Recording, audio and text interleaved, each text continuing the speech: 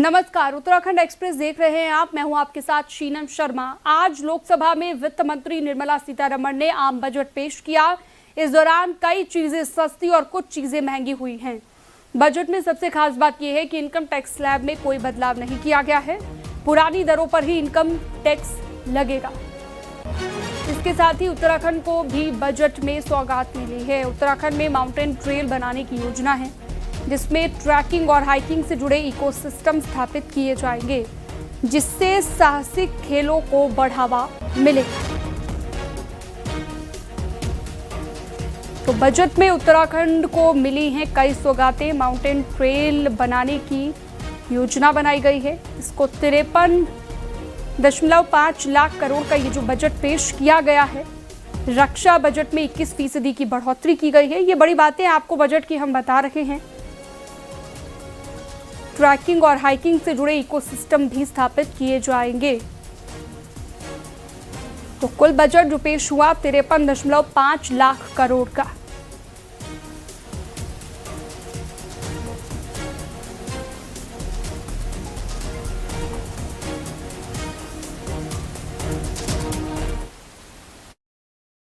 I propose a scheme for small taxpayers, wherein a rule-based automated process will enable obtaining a lower or nil deduction certificate instead of filing an application with the assessing officer. For the ease of taxpayer holding securities in multiple companies, I propose to enable depositories to accept Form 15G or Form 15H from the investor and provide it directly to various relevant companies.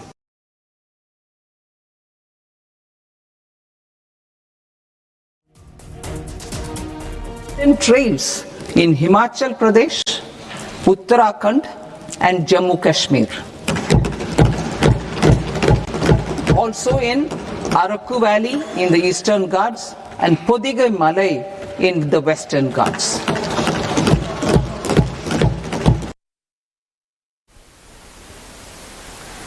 मुख्यमंत्री पुष्कर सिंह धामी ने केंद्रीय budget 2026-27 की सराहना करते हुए कहा कि ये बजट देश और राज्यों के विकास को नई दिशा देने वाला है। मुख्यमंत्री धामी ने प्रधानमंत्री नरेंद्र मोदी और वित्त मंत्री निर्मला सीतारमण को शानदार समावेशी बजट के लिए बधाई दी। सीएम धामी ने कहा कि बजट में रोजगार, शिक्षा, स्वास्थ्य, पर्यटन, कौशल विकास, महिला सशक्तिकरण, उद्योग और अवसंरचना पर विशेष ध्यान दिया गया है, जिससे उत्तराखंड को भी सीधा लाभ मिलेगा।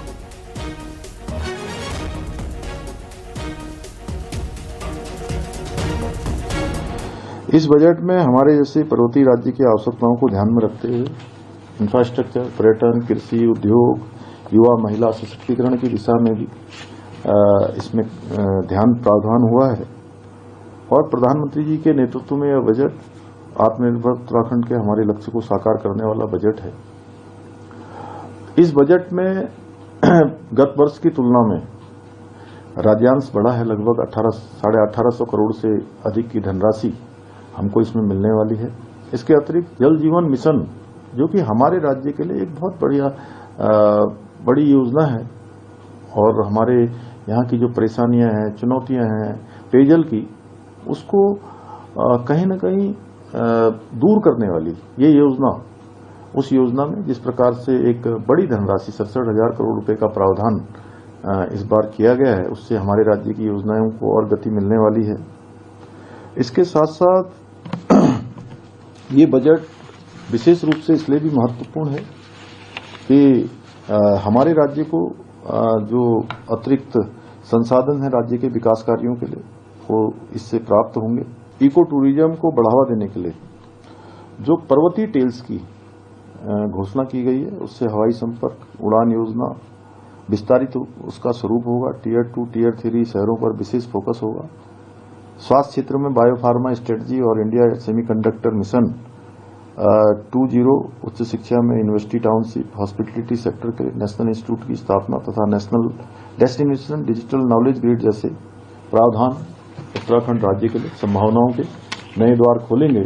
महिला सशक्तिकरण की दिशा में लखपति दीदी योजना, जो हमारे राज्य की महिलाओं के लिए, हमारी मातृशक्ति के लिए बहुत बड़ा उनकी समृद्धि और आगे बढ़ने का आधार बन चुकी हैं, उसमें भी जो हमारे स्वयं सहायता समूह हैं उनको उद्यमिता से जोड़ने के लिए जो 10,000 करोड़ रुपए के समर्पित एसएमई ग्रोथ फंड तथा महात्मा गांधी ग्राम स्वराज पहल जैसे निर्णय ग्रामीण और स्थानीय अर्थव्यवस्था को मजबूती प्रदान करेंगे। आज पेश हुए आम बजट पर कैबिनेट मंत्री गणेश जोशी ने खुशी जताई है और कहा है बजट में हर वर्ग का ध्यान रखा गया और इस शानदार बजट के लिए पीएम मोदी और वित्त मंत्री निर्मला सीतारमण को बधाई दी। तो मैं माननीय प्रधानमंत्री जी का, माननीय वित्त जी का विशेष आभार करता हूं कि सबसे ज्यादा चिंता उन्होंने जो व्यक्त की है लोगों के स्वास्थ्य करी है। फर्मा क्षेत्र में 10,000 करोड़ की व्यवस्था की है जिससे हमारी दवाइयां सस्ती होंगी और उत्तराखंड को जो सबसे बड़ा फायदा होने वाला है, छोटे शहरों में 30 स्थलों को विकसित करने की बात उन्होंने कही है और जिससे हमारे पर्यटन को बढ़ावा मिलेगा क्योंकि आज हमारी मुख्य इकोनॉमी टूरिज्म है और मैं ये कहूंगा कि एक सर्वांगीण बजट है। इसमें समाज के हर वर्ग की चिंता हमारी केंद्र की सरकार ने की है, तो इसके लिए मैं अपने केंद्रीय नेतृत्व का आभार व्यक्त करता हूं। वहीं आम बजट को लेकर कांग्रेस का कहना है कि उम्मीदें बहुत थी लेकिन निराशा हाथ लगी। ये बजट उत्तराखंड के लिए पूरी तरह से निराशाजनक है। कांग्रेस ने कहा उत्तराखंड लगातार आपदाओं की मार झेल रहा है, इसके बावजूद आपदा प्रबंधन के लिए कोई ठोस योजना नहीं है।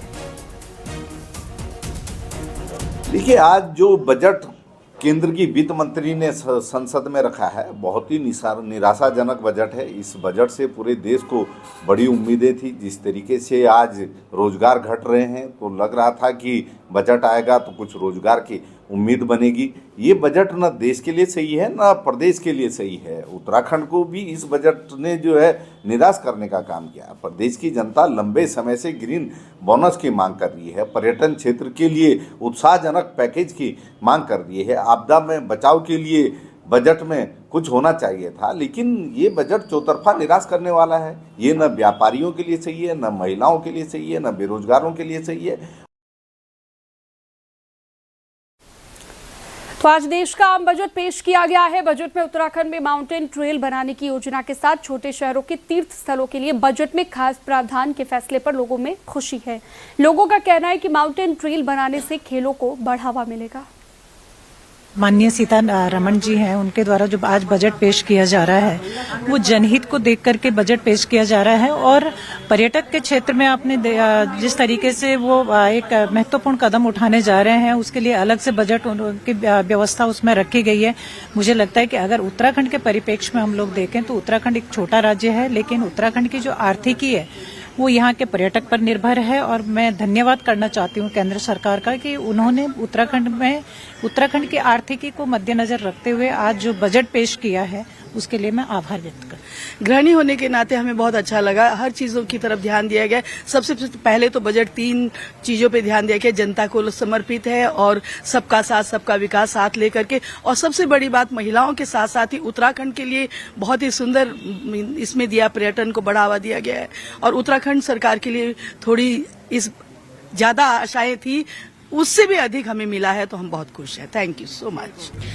देखिए, एक युवा और एक महिला होने के नाते मैं इसको बहुत सकारात्मक रूप से देखती हूँ, क्योंकि एक महिला के नाते अगर मैं बात करूँ तो जो लखपति दीदी का अभी इसको और आगे बढ़ाया गया है तो ये योजना बहुत अच्छी है। अब देखिए कि हम कह सकते हैं कि हमारा जो उत्तराखंड है, मैं पूरे देश की बात नहीं करूंगी, मैं सिर्फ अभी उत्तराखंड की बात करूंगी, तो हमारा जो भौगोलिक क्षेत्र है, हमारे यहाँ की हर महिला बाहर नहीं जा सकती है स्वावलंबी बनने के लिए और पहाड़ में इतने रोजगार की व्यवस्था नहीं है कि हम अपने परिवार के अलावा अपने लिए भी कुछ सोच सके। तो ये जो बजट है, ये जो लखपति दीदी का प्रावधान है, इसमें हम छोटी छोटी चीजों से अपने लिए, अपने परिवार को स्वावलंबी बनाने के लिए बहुत सारी चीजें कर सकते हैं और हमारे पहाड़ में बहुत सारी चीजें हैं जो अगर हमें सही एक रास्ता दिया जाए महिलाओं को तो वो बहुत कुछ कर सकती हैं अपने लिए और अपने परिवार के लिए। बिल्कुल सकारात्मक तौर पर देख रही हूँ और एक युवा होने के नाते भी मैं इस बजट को बहुत सकारात्मक तौर पर देख रही हूँ, क्योंकि अभी जैसा वित्त मंत्री जी का मैं सुन रही थी तो उन्होंने अभी 10,000 गाइड्स की बात की, जो कि हमारे जो भारत का या भारत के प्रत्येक शहर का, प्रत्येक राज्य का जो ऐतिहासिक और जो हमारे सांस्कृतिक मूल्य हैं उनको बहुत अच्छे से हमारे जो पर्यटक हैं उनके सामने रखेंगे। तो ऐसा उत्तराखंड में बहुत ज्यादा मैं कह सकती हूँ कि एक स्कोप है अभी मतलब टूरिज्म के दृष्टि में, तो हम कह सकते हैं। गढ़वाल से सांसद अनिल बलूनी ने केंद्रीय बजट की तारीफ की। अनिल बलूनी ने लिखा, आज विकसित भारत के लक्ष्य को साकार करने वाले सर्वस्पर्शी और समावेशी बजट 2026-27 को पेश करने के बाद वित्त मंत्री से मुलाकात की गई। इस बजट में उत्तराखंड के लिए पर्यटन, स्वास्थ्य और आयुष को नई उड़ान देने वाली योजनाओं को समावेशित करने के लिए उनका अभिनंदन किया। पीएम मोदी के नेतृत्व में लाया गया ये बजट उत्तराखंड को टूरिज्म, कल्चरल सेंटर और आयुष की वैश्विक राजधानी बनने की दिशा में अहम भूमिका निभाएगा।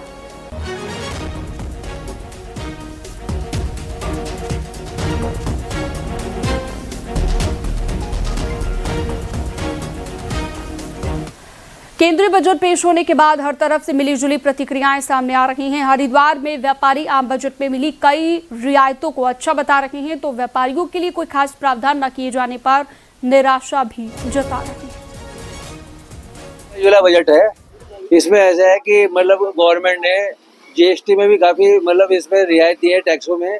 व्यापारियों को उम्मीद थी कि यूपी की तर्ज पर, हिमाचल की तर्ज पर यहाँ पर जो है उत्तराखंड के व्यापारियों को छूट मिलेगी, लेकिन किसी भी प्रकार की कोई छूट नहीं मिली है। आशा थी कि जो 95 लाख की छूट है वो 1.5 करोड़ 1 करोड़ रुपए तक जाएगी, लेकिन वो भी नहीं गई। इनकम टैक्स की दरों को पूर्वोत्तर रखा गया है और जो इनकम टैक्स छुपाने पे सजा होती थी उस सजा को खत्म कर दिया गया है। आपकी इनकम यदि आप कहीं पकड़ी जाती है तो 30% टैक्स लगा के उसे ओके कर दिया जाएगा। कोटद्वार में चक्रवर्ती राजा भरत की जन्मस्थली कण्वाश्रम को विकसित करने पर सरकार का पूरा फोकस है। शनिवार को कोटद्वार पहुंचे मुख्यमंत्री पुष्कर सिंह धामी ने कहा, कण्वाश्रम का ऐतिहासिक महत्व है और इसको विकसित करने के लिए सरकार काम कर रही है। साथ ही सीएम ने कहा कि कोटद्वार में कई विकास योजनाओं पर भी काम किया जा रहा है।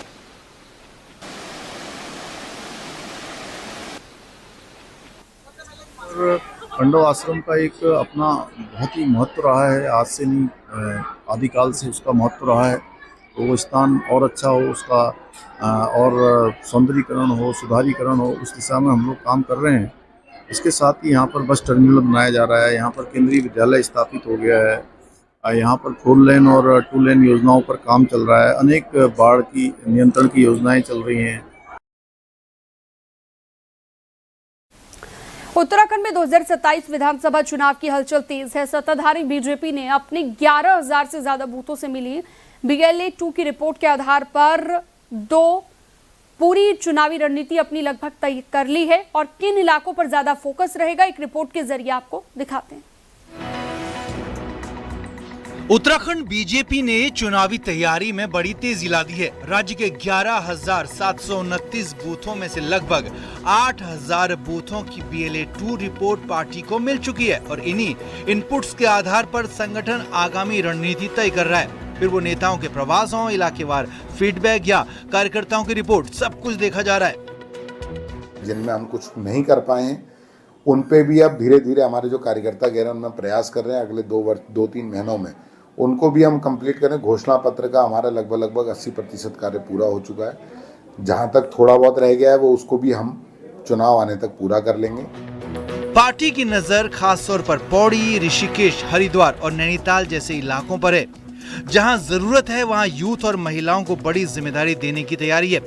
टिकट बदलने को लेकर भी चर्चा है, लेकिन विधायक मानते हैं कि संगठन जिसे मैदान में उतारे वही अंतिम फैसला होता है।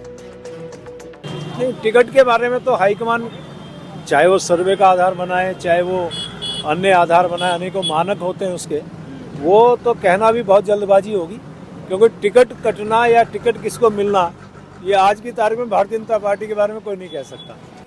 यानी बीजेपी का इंटरनल सर्वे और बीएलए रिपोर्ट तैयार है। अब फोकस उन इलाकों पर किया जा रहा है जिन्हें कमजोर कड़ी माना गया है। आने वाले दिनों में बीजेपी इन्हीं इलाकों में अपनी पकड़ मजबूत करने की कोशिश करेगी।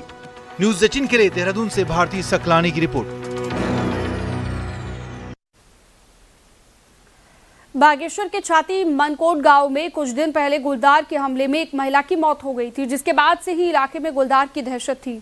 कल देर शाम को गुलदार वन विभाग के लगाए गए पिंजरे में फंस गया, जिसके बाद ग्रामीणों और वन विभाग ने राहत की सांस ली। आपको बता दें, गुलदार के हमले में कई मवेशियों की भी मौत हो गई है। छाती मनकोट में आदमखोर गुलदार पिंजरे में कैद हुआ। ग्रामीणों ने इसके बाद राहत की सांस ली है। इस साइड के दोनों नीचे ऊपर, ये वाला वो वाला पहले नहीं है, मेरे को लग रहा है। एक महिला मृत पाई गई थी, तो उसी घटना के क्रम पर हमारे द्वारा छाती मनकोट साइड में पिंजरा लगाया गया था और निरंतर पिंजरे की हम मॉनिटरिंग कर रहे थे। रात, सुबह भी, शाम भी, रात को भी हमारे द्वारा टीम द्वारा निरंतर गश्त की जा रही थी। तो परसों शाम को जो है किसी के सीसीटीवी कैमरे में ये एक गुलदार जो है अचानक से कैद हुआ। कैद होने के बाद हमने फिर से इसका पिंजरे की लोकेशन चेंज की। उत्तराखंड में अगले 48 घंटे के लिए बारिश और बर्फबारी का अलर्ट जारी कर दिया गया है। मौसम विभाग ने इसके लिए चेतावनी दी है। मौसम विज्ञान केंद्र ने अगले 24 घंटे से ज्यादा वक्त के लिए लगभग 48 घंटे बताए जा रहे हैं, जिसके लिए प्रदेश के कई इलाकों में बारिश और बर्फबारी की संभावना जताई है। मौसम विज्ञान केंद्र ये चाहता है कि मैदानी जिलों में बारिश तो ऊंचाई वाले इलाकों में बर्फबारी की संभावना को देखते हुए लोग अपने घरों से उसी हिसाब से निकले। इसको लेकर एडवाइजरी भी जारी की गई है।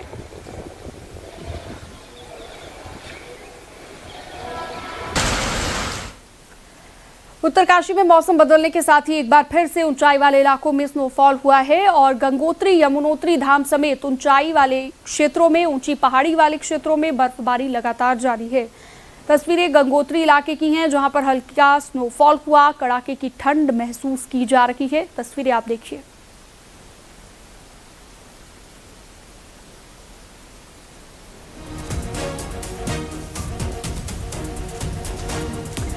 रविवार को पहाड़ों में दिन भर मौसम बदलता रहा। बद्रीनाथ धाम में, हेमकुंड साहिब में फूलों की घाटी, नंदा देवी और विश्व प्रसिद्ध पर्यटक स्थल औली में ऊंची चोटियों पर स्नोफॉल होता रहा।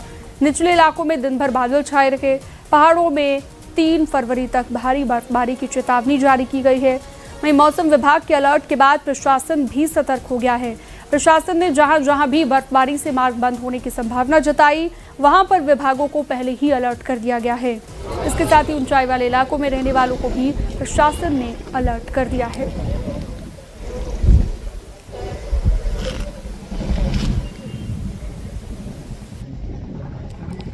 तमाम हमारी एजेंसियां पीडब्ल्यूडी और पीएमजीएसवाई, उनकी मशीनरी पहले से ही संवेदनशील स्थानों पर रहे और जैसे अगर बर्फबारी की कोई घटना होती है तो उसमें यथासंभव और अति शीघ्र उस क्षेत्र को सुचारू कर दिया जाए, ताकि राशन पानी और अन्य जो समस्याएं हैं उससे जो वहाँ की ग्रामीण लोग हैं उनको कोई परेशानी ना हो। और चलिए एक नजर डालते हैं पहाड़ की 10 बड़ी खबरों पर। हरिद्वार के सिटकुल में पुलिस ने 3 मोबाइल स्नेचरों को धर दबोचा, जो सिटकुल थाना क्षेत्र में कई मोबाइल झपटने की वारदातों को अंजाम दे चुके हैं। ऋषिकेश के शिवाजी नगर में महिला की गोली मारकर हत्या कर दी गई। पुलिस के मुताबिक घर में सो रही महिला को जाली के दरवाजे से गोली मार गई। अल्मोड़ा के बाड़े चीना के पास एक ट्रक और स्कूटी के बीच टक्कर हो गई, भिड़ंत हो गई, जिसमें स्कूटी सवार की मौके पर ही मौत हो गई है। चमोली की थरारी में नशे में धुत डंपर चालक ने स्कूटी सवार को कुचल दिया, जिसमें स्कूटी सवार गंभीर रूप से घायल हो गए। पिथौरागढ़ से इको टास्क फोर्स की 2 बटालियन शिफ्ट होने का विरोध लगातार तेज हो रहा है। पूर्व सैनिकों के आंदोलन को विभिन्न संगठनों के साथ राजनीतिक दलों का भी समर्थन मिलने लगा है। चमोली के देवाल विकासखंड में 20 फरवरी को होने वाली बीडीसी की बैठक को केवल चर्चा तक सीमित न रखकर बैठक में उठाए गए मुद्दों पर काम करने की बात कही गई। पर्यटक स्थल चक्राता के लौखंडी क्षेत्र में इन दिनों सड़कों से बर्फ हटाने का काम किया जा रहा है। इसके साथ ही हाईवे पर भी टीम चूना बिखेरने का काम करने में जुटी है। शारदीय कांवड़ यात्रा को लेकर हरिद्वार और बिजनौर पुलिस के बीच कोऑर्डिनेशन मीटिंग हुई है। हरिद्वार में माघ पूर्णिमा पर हर की पैड़ी पर बड़ी संख्या में श्रद्धालुओं ने गंगा स्नान किया। गंगा घाटों पर सुरक्षा के कड़े इंतजाम।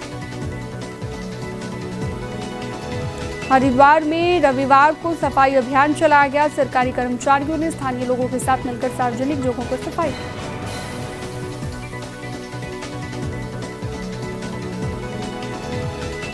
बढ़ते आगे अगली खबर। न्यूज 18 के उत्तराखंड एडिटर अनुपम त्रिवेदी की माताजी का निधन आज दोपहर को हो गया। वहीं सीएम पुष्कर सिंह धामी ने अनुपम त्रिवेदी की माता गीता त्रिवेदी के निधन पर दुख जताया। वहीं मुख्यमंत्री धामी ने ईश्वर से दिवंगत को अपने श्री चरणों में स्थान प्रदान करने और शोकाकुल परिजनों को ये दुख सहने की शक्ति देने की प्रार्थना की है। तो अनुपम त्रिवेदी जी जो कि न्यूज 18 के उत्तराखंड एडिटर हैं, उनकी माता जी का निधन हो गया है। आज दोपहर को इस दुनिया को उन्होंने अलविदा कह दिया है।